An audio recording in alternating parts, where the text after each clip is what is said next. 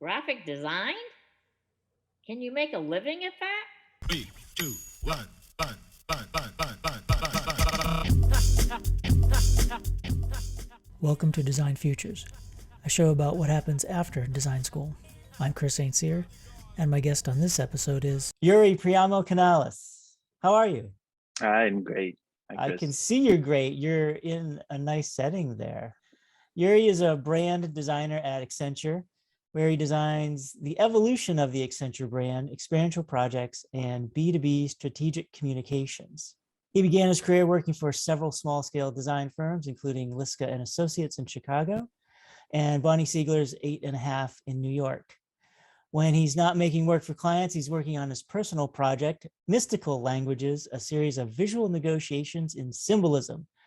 You can find this on his Instagram account, Why Yuri. And finally, he is a 2011 graduate of the Ringling College of Art and Design. How are you, man? I'm great. It's been a while since we spoke, and it's been a while since I saw you. You look even better than I remember when I was a freshman in high school and college. Sorry. Yeah, I look a little different. You look a little different too. We look a little fresher. Yeah. I mean, you're there. Okay, tell me again where you are. You're at the moment. Joshua Tree, California. You're in Joshua Tree, California, as we do this. Mojave Desert. Wow. Yeah, it looks beautiful there over your shoulder. That's nice lights. Yeah. We got a good nice lights. We got the magic hour lighting going on. Yeah. And no neighbors. No neighbors. There's no neighbors. That makes it good for an interview, I guess. Yeah. It does. Yeah. It has been a while. I mean, 2011 is definitely a while. Yeah, there's definitely some things I want you to talk about. So one thing that I think we'll just start with Accenture, because that's where you are right now. When I look at your LinkedIn profile, so it says Accenture Brand Pod. What can you explain what that means? Like, you have that in your kind of title there. Yeah. So they call themselves the design pirates, and within the organization, you can imagine Accenture is this multinational behemoth of some 600,000 employees. Wow. And a few years back, the need for a highly skilled, highly focused strategic design group or mini agency was recognized, and or we called ourselves the pirates because we navigate these highly complex waters of strategy, of consulting, and especially technology consulting business worldwide. The premise, as I guess I could call it a premise of Brand Pod, is like we come in at a high level. We look at the communication problem strategically, the design problem, and then we get out. It's like that's it. It's like it's a pirate. It's like in and out. Like we're not meant to hold on to a project for too long. Maintain too long of a relationship with these individual clients within Accenture. The Brand Pod just comes in and works on a project really intensely, tries to disrupt it, and we move on to the next one. And so are your clients are Accenture clients, or are they outside of the Accenture brand? No, so they are internal to Accenture, actually. Okay. So you can imagine we have our client account executives, account leads, and their clients are the corporations for which Accenture is trying to win business with, or like partnering with, and then delivering value, whatever. Okay. But the clients are internal, right? So we're never like client facing in a way that an agency would be. Like, we don't work with Coca-Cola, right? Mm-hmm. We work with a client who partners with Coca-Cola. I see. Okay. So you're working with the internal clients. So what's your kind of day like when you're meeting with those clients or doing work to present to those clients? What's that kind of process like? That's a good question, because the Brand Pod sort of prides itself in like having a really meticulous process for like engaging the client in the conceptual and the strategic sense. They call it a disruption session. So we invite all the stakeholders to, well, before the pandemic was a big meeting room, but now it's like on Teams and Mural. And we just hash out the problem. Basically, like we collectively write a brief. You know, what is it exactly that we're trying to achieve? What are we trying to solve?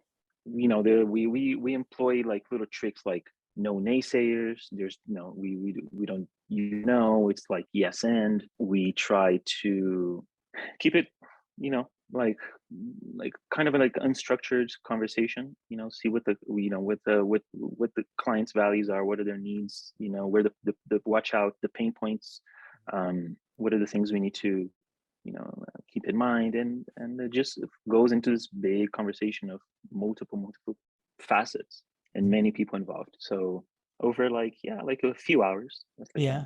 And at yeah. the end of something like that, what's the outcome? What do you have, a deliverable, or you know, the client goes away and takes something you've created, or what's the end result of that?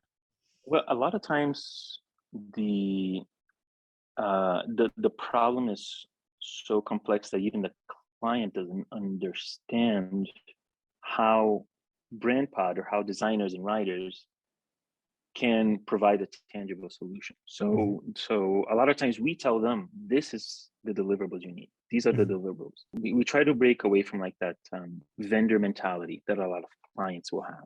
They'll Right. come to BrandPod, and they're like, oh, these are designers. Well, we need a PowerPoint template. Right. And then we tell them, no, that's not what we do. You need to tell us what the problem is, and we'll tell you whether a PowerPoint template is the best. Oh, that's so awesome. Try to explain that to, you know, more like senior level students, you know, like that's the kind of designer you want to be, right? You want to come up with the big ideas and work on the problem to discover what the deliverable will be, not, like you said, I think that's a good way to say it. Like, you're not being a vendor. You're just like, here, I'll give you back a PowerPoint because that's what you want, right? Exactly. It might not be the right thing, right? Exactly. And now, I mean, clients will ask for a million things that they understand. You know what I mean? They will be like, well, we want a microsite to communicate this, and we'll question that. They always come at us with what they think are answers, but they're not answers, right? So yes, yes, and whether I've worked agency side most of my life, studio side, and now I'm in house, and you know, some things don't change, Chris. Clients are clients, you know, and the design is a alchemy that they oftentimes don't understand. Absolutely. You mentioned Mural. Is that do you use Mural as like a whiteboarding, as a brainstorming kind of tool? Yeah. We have like a huge Mural board, multiple templates, tons of like questions, stickies. You know, we try to structure the conversation somewhat, you know, like 15 minutes here, 20 minutes there.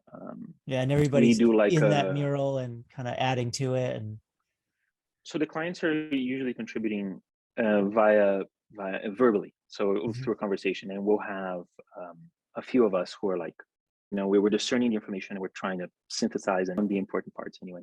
It gets chaotic and messy, and that's all good. That's part of the fun. That's part of the process, right? Process is messy. It should be, right?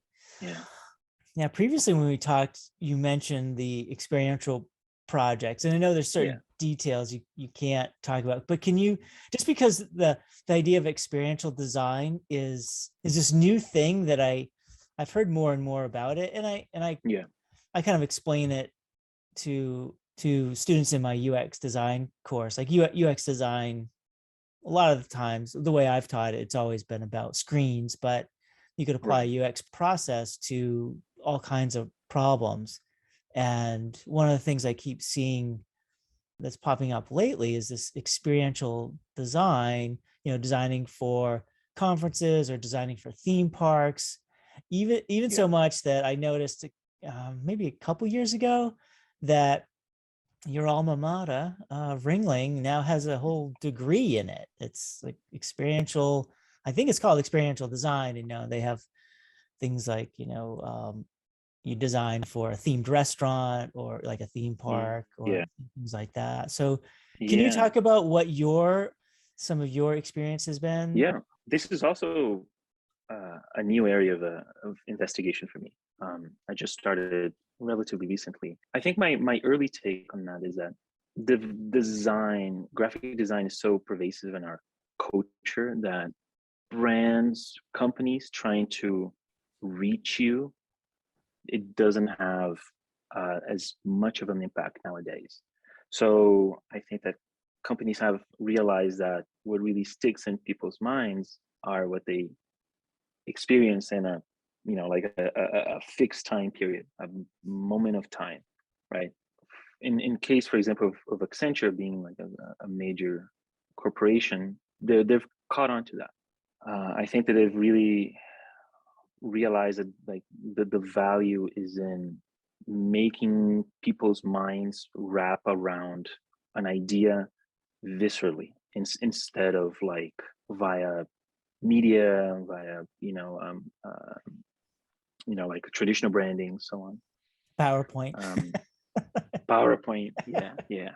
And now it's blowing up because of the pandemic, because we've been cooped up for a good amount of time, and people are eager to interact in person and interact with ideas. So Yeah. there's an increased focus on that. Yeah. There's also the experiential that I've seen people reference, the VR and the AR and sort of that kind of experience too. And what is that branded experience like as well? So yeah, I'm excited to see where it goes. Yeah.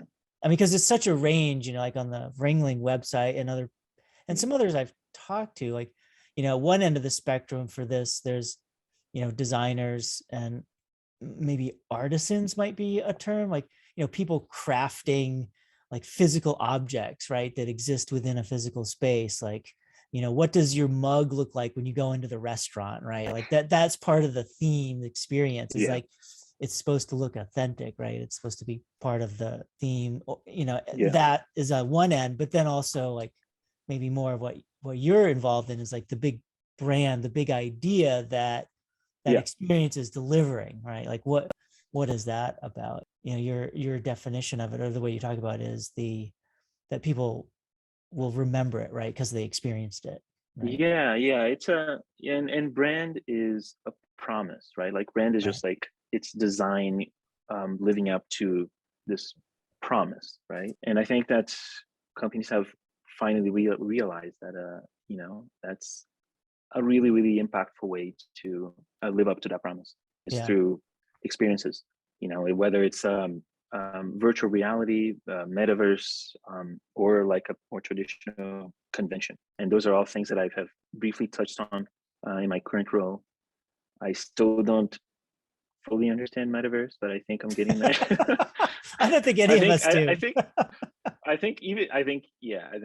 don't want to speak for the company, but I think even they're figuring things out. I think we all are at this point. I think the people who say they fully understand the metaverse are, they're just fully. You have to watch out for those, because they might be trying to sell you something. Right. I absolutely agree with that. Yeah. I'm interested in learning about it. I haven't jumped on the bandwagon for some of those things just yet. Same. I understand it superficially, but don't know if I'm that interested in going all in. Right. So you did mention a while ago, this is fairly new. I remember seeing when you had a job update, and then we talked, and you mentioned like how the training for a company like Accenture was pretty intense, right? Yeah. So a few of us joined at the same time, so they put us in a cohort, right, to make things a little easier. And the training goes from top to bottom, from basically like, I'm going to give you like some examples. PowerPoint 101, how to use Microsoft Teams, setting up calendar, like all basic nitty gritty stuff. And then laddering up to, for example, like ethics, compliance, money laundering laws, anti-corruption laws, Wow. human slavery laws.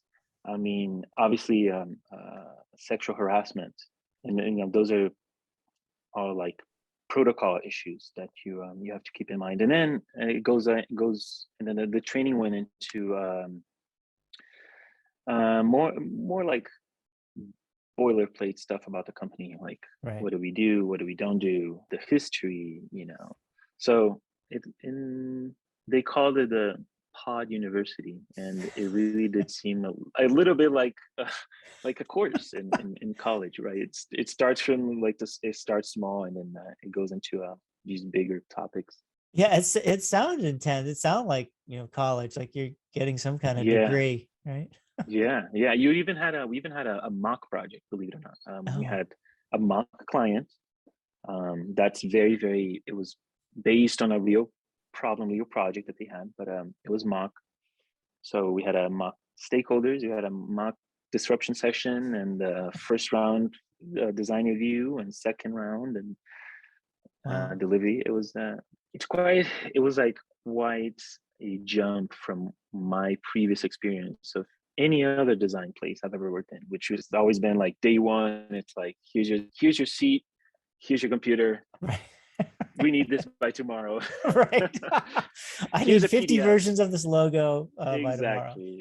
Yeah. Or like if you got training, it usually were just like a bunch of PDFs in your email. Right. Like, read these and sign this. Yeah.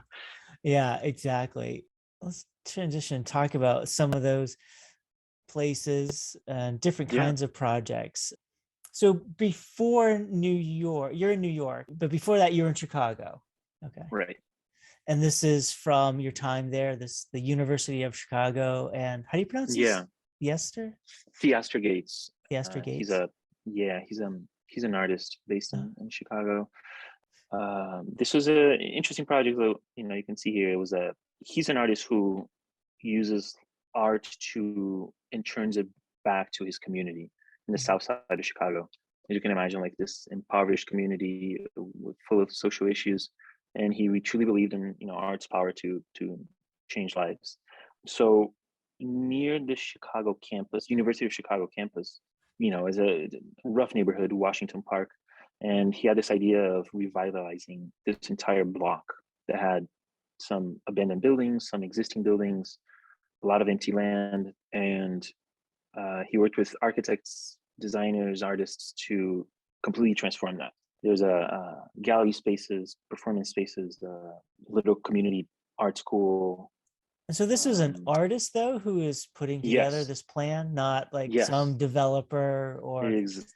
He's government, not a city developer. government agency or something. Oh, Yep, yeah, he's an artist, and he's fascinating. I worked with him closely. He was a fascinating figure who I really think has his finger on a pulse, and like where art and like art-based community change is headed.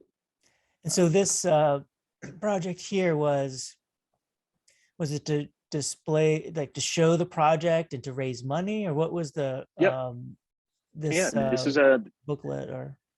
This is a book. He obviously needed a lot of money, a lot of funding, and a lot of political support for this. Mhm. And he needed something tangible to show up to these the people who can cut him checks.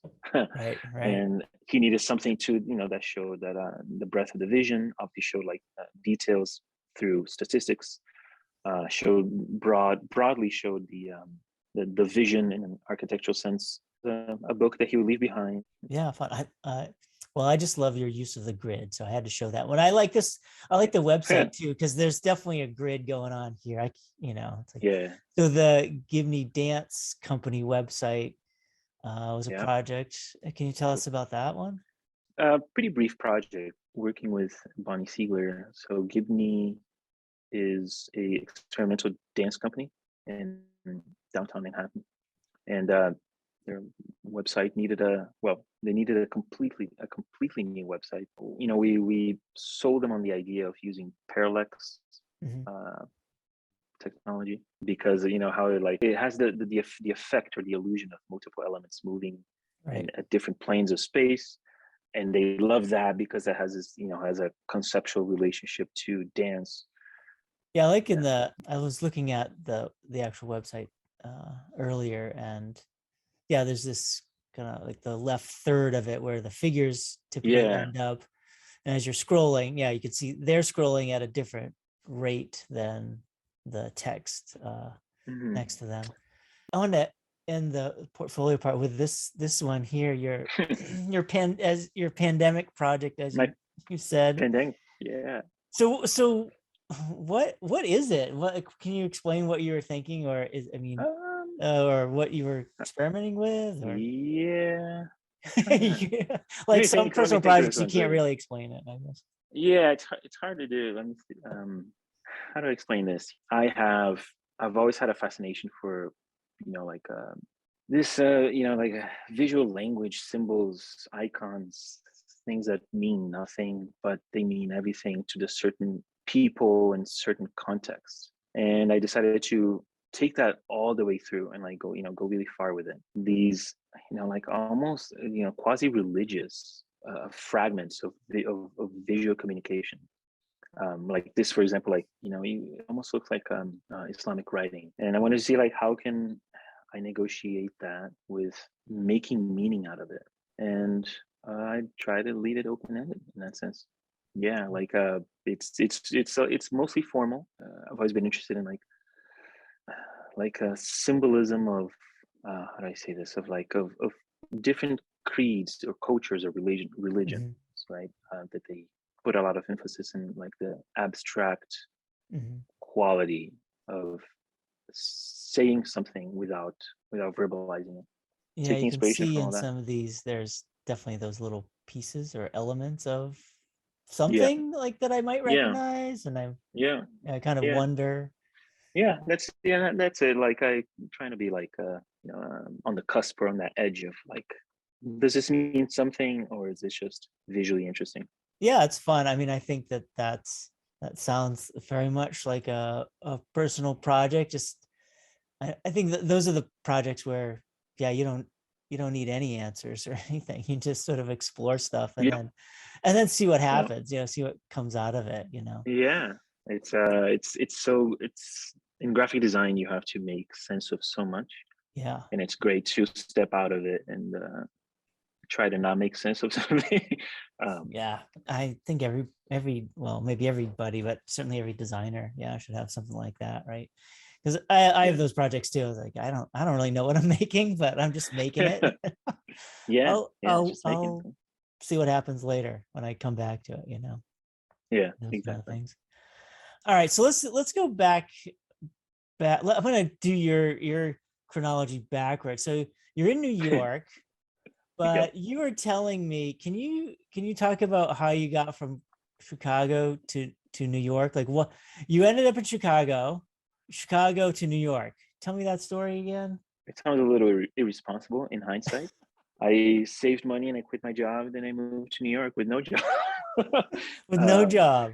no job. No, I just like always had it in me to live and work in New York. I interned for a designer in New York City when I was in college, between my junior and senior years, and I fell in love with the energy of the place, like what creative doesn't, right? So, but I moved to Chicago after Ringling, and 7 years in Chicago, I was just like, kind of I hit a personal ceiling, professional, personal. Like, where do I go from here? Kind of bored of the city, so Yeah. I saved my money, so some like a year or so, and for my 2 weeks and put my stuff on my truck, and I found a place in New York City in a weekend, a long weekend. It was uh, a nightmare because I had to show up to this apartment showing. But I went before the apartment was slated to have an open house because another real estate agent had given me the contact to the person who was living at that apartment. Um, That's the way you got so to I do it. That's the way I got to do it. So I contacted the tenant directly, and I basically organized my own viewing. I saw it before anybody else saw it. And this was a place that was one really good, well priced, in a good neighborhood, and I knew that it was going to be gone in like a millisecond. So Yeah. this was on a Saturday. I had a flight back to Chicago on Sunday. So I contacted the agent and I was like, I will give you your money and application right now if you cancel the Yeah. viewing. And he, being in New York City, he's very, very careful. He was like, okay, so, and this is oh yeah, there's another intricacy to the story. This was another agent, because the agent that had given me the tenant's phone number didn't work on Saturdays, because Saturdays are day of Shabbat for Jewish observers, right? So I had to go to another agent, and I told him, like, I want this apartment, and he's like, okay, meet me at my office in 45 minutes with the deposit, the application, and all this. And I did, and everything was fine until Sunday 2 a.m. I started getting harassing phone calls and texts from the original real estate agent, Oh no. cussing me out, but I was like, but man, you don't work on Saturdays. I had to leave on Sunday. This is the apartment I needed. I had to step on some toes. And To get an apartment in New York City, yeah, I think that's yeah, fine. That's the way it yeah. works. I'm Watch sure out. he moved on pretty quickly. Yeah. Yeah. So are you still in that same apartment? No, I moved. Oh, you moved. I moved after 3 years. I moved. It was too small. I spent the pandemic in there. It was like, no, it's time to move. Time to move. So where in New York do you live? Prospect Lefferts. So it's a little neighborhood southeast of Prospect Park. So it's a West Indian Caribbean neighborhood, a cacophony of fun, great music, flavors, colors, everything. I mean, it's just it's a riot. It's great. Awesome. You ended up in Chicago right after Ringling, is that right? Yeah. Yeah. Moved there. You moved from there, and you're telling me you are local, right? And well, when you went to school, you're from Florida, or you spent some of your time in Florida? I'm from Brazil. I was born in Brazil, raised in Brazil partially. Then I moved to Chile, and then I moved to Florida. So yeah, technically local, kind of. I went to high school in Florida. You were in high school in Florida. Yeah, that's what I was. Okay. Yeah. And so you're pretty close by to Sarasota, right? And yeah, Sarasota. And going to Ring. That's so where and my that's parents are. and that's where, since you were there in high school, that's like you just knew about Ringling because it was this art school down the street, and the art school down the street that everybody wanted to go to. Instead, like it's probably the best school in Florida. So did you apply to other places? What was your experience like getting into art school, or choosing an art school, or even choosing graphic design? What did you always know you wanted to study graphic design? I moved to Tampa and I enrolled in graphic design at the Art Institute of Tampa, and I left after 2 months. So I transferred, basically. I transferred to Ringling. So I was like, what am I doing? Like, I should go to this school that I've always wanted to go to. It's where my parents live, has a great reputation. I got a great feeling of the people I talked to. So I applied and I transferred. The way I chose, I guess, graphic design as a calling or as a profession. So my dad is a sculptor. I come from like a pretty creative family. So my dad has had his sculpture studio in our house, in our garage in Brazil, and I always grew up with trying to, or with like that push of investigating things with your visual things with your hands, right? So, but then like the first moment that I thought, like visual graphics, whatever this is called, this is interesting, was probably playing with my dad's records, LPs, like the covers. I specifically remember Michael Jackson's Dangerous. That was the first time, sitting in the ground and being like, I want to do this. What is this? What is it? I want Yeah, to draw like this. everybody wants to be an album cover designer. Yeah, that's I think where most graphic designers start. Yeah. Is an album covers, and then as a in high school, I went into like the prog rock Pink Floyd phase, as we all do, and then Pink Floyd album covers are amazing. Yeah. And then I started looking into it, and I was like, wow, I really want to do this. In fact, I met Storm Torgerson, who was their creative artist designer partner for their entire career. I met him a few months before he died, but he came to Chicago to show his work at the gallery. He was old and frail and kind of rude, actually, unfortunately. And saw him speak. I met him, spoke with him. He signed a book for me. You were mentioning the album covers, and that was one thing I was reminded of. I was just thinking of when you were saying that and making the connection to Sarasota, that, well, we were there sometime around 2010, 2011. Yeah. Alex Steinweiss, is that his name? He was there. He lived there. Right, Yeah. he lived there. I don't know if he lived there all his life, but he's the designer credited with sort of inventing the album cover, or the design of the album cover. Before that, it was just like a paper bag, right? You put your record in.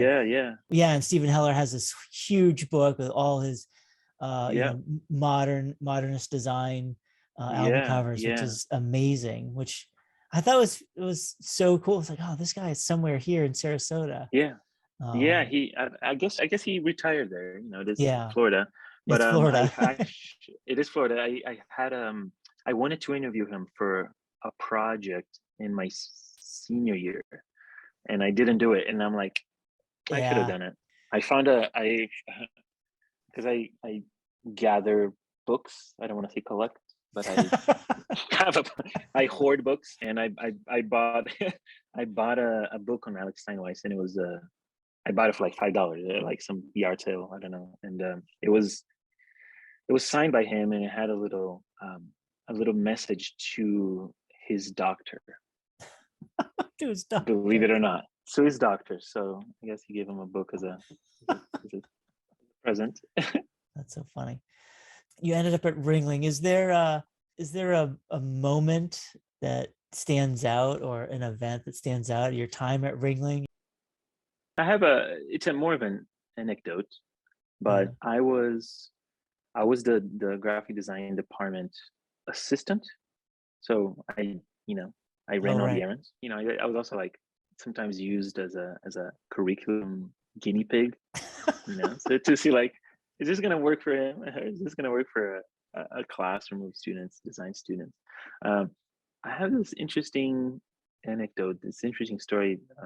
During one summer, as I was employed as the assistant, I had to pack the entire graphic design department to move to the new building. Oh, right. Now I didn't do the physical moving. They hired somebody for that, but the head of the department, I guess she didn't really trust the professional movers. So I created an organizing system, and I packed the entire department, including a lot of the teacher stuff, like personal stuff. Some didn't, some did it themselves. And then after everything was moved to the 4th floor, the new academic center building, I had the pleasure of unpacking and organizing everything. So, and that's interesting because I got to learn by myself through investigative means about a lot of about the graphic design department. Yeah. And I found all kinds of weird books and weird, like interesting things and knickknacks and toys and things that the faculty has gathered and hoarded over the course of decades. It's pretty interesting. Yeah, I have ton of random things in my office. Still do. Yeah, I don't know what I had back then. So that was I think that's like an interesting moment, interesting thing that I got to do that I think most students didn't have that opportunity. And it sounds unglamorous, but it was pretty educational. I don't know. Oh yeah, I would think maybe I'm just unpacking boxes from your faculty offices would be educational for sure. maybe I'm just nosy. I don't know. No, I think that's a good way to learn about somebody, right? It's like, what books do they have in their library? That's what everybody does that, right? You go over to somebody's house for the first time, you're like, what's on Yep. your bookshelf? What's in your record collection? What's in your Yeah, and I even took a stab at doing a little bit of my own decorating at the new graphic design department. One of the faculty members had this beautiful original Wolfgang Weingart poster. It was huge. It was gorgeous, and I hung it right outside the elevators. And one of the faculty members got mad at me because he wanted it in his office, and I was like, I want to share it. I want to share it. Yeah, exactly. But no. He locked it away. Took it down, locked it away. Yeah. All right. Okay, it's time to wrap up with the pop quiz. This is like Oh. you're back at Ringling. Oh. Yeah, I don't think you really can't fail it though. Okay. Okay, so the first question I have for you, because I find your journey, your path, where you are now is so different than where you've started. And so my first question in the pop quiz, what is your favorite non-design aspect of design? I love getting into a subject matter that I would have never gotten into without it. Because sometimes, yeah, you're for a day or for a week or for a month, you are required to be a little bit of that subject matter expert, Right. you know. So throughout all the clients that I've worked with my entire career, I've learned little bits of all kinds of dimensions of like the business and art and commerce and hair care products. I don't know. So it's good to learn that because graphic design is not about itself. Right, exactly. Yeah. All right, something not as deep. Work beverage. Water. Must have water. Hydrate. Seems Must have appropriate water. that you're there in the Must have desert. water and coffee. Yeah, I drink a lot of coffee, but can't drink it Espresso past noon. or Yep, espresso, French press as oh, well, but I can't drink it after 1 p.m. or I don't sleep. yeah. I'm getting there. I'm After work beverage. gonna say, I don't know. I'm gonna say a nice beer. Nice I beer. don't drink it every day. Well, Yeah. once in a while. Yeah, Let's see. Sketchbook, blank or gridded? gridded, but dotted gridded. Dotted, gridded. Yeah. Yeah, that's Yeah, a grid too. Yeah. Type or image? image, Image. I image. wouldn't have guessed that looking at your work. Yeah. Music genre you designed to? It's evolved over the years. I've always liked many types of electronic music, but lately I've gotten into more ambiental, freeform jazz, Oh, lower key stuff. you'd mentioned that you've worn many hats in your career Yeah. so far. What's your favorite design hat? Let's see. I keep going back to what I went to college for in the first place, which is like pure conceptual thinking and executing beautifully. And that's what I want to do. I want to continue to keep doing and keep getting better. Okay, how do you back up your files? Huh. I always get a funny reaction when I ask that question. I think yeah, because I think we're all like, oh yeah, forgot to do that, didn't I? Lately it's been iCloud, but before that it was a trusty old hard drive that I would remember to back up every, I don't know, every 6 months or so. Yeah, right. That sounds right. Now I have a box of a bunch of hard drives with stuff. Last question. If you weren't a designer, what would you be? Cheesy answer. I'd be an artist. I'd be an artist, making more of mystical languages. Yeah. Sounds good. Okay, you get the final word. Any final thoughts for the young designers, people just starting out?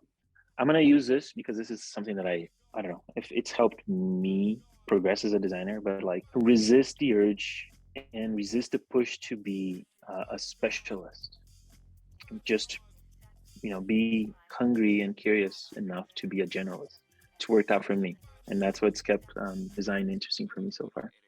I agree with that in that, yeah, I just have too many interests. That's why, yeah, I said artist, but I mean, like, I could very well be an architect. My partner's an architect, and I see the oh my god, the intensity of what she has to do on a daily basis. And it's like, wow, graphic design's easy. But it's not. Graphic design. It was great catching up with you, Yuri. Great talking to you, Chris. Yeah, it was a pleasure. All right, take care. See ya. Bye.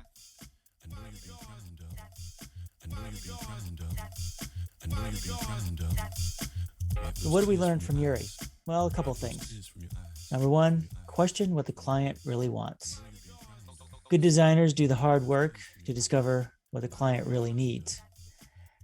And number two, do whatever it takes to get an apartment in New York City. You might make some people angry, but they'll move on. Thanks to Yuri Priamo Canales of Accenture. If you have any comments or questions for me or any of the guests, please leave them in the comments. And subscribe so you can catch the next episode of Design Futures. Until next time, go learn something. Your future depends on it. Thanks for listening. See ya.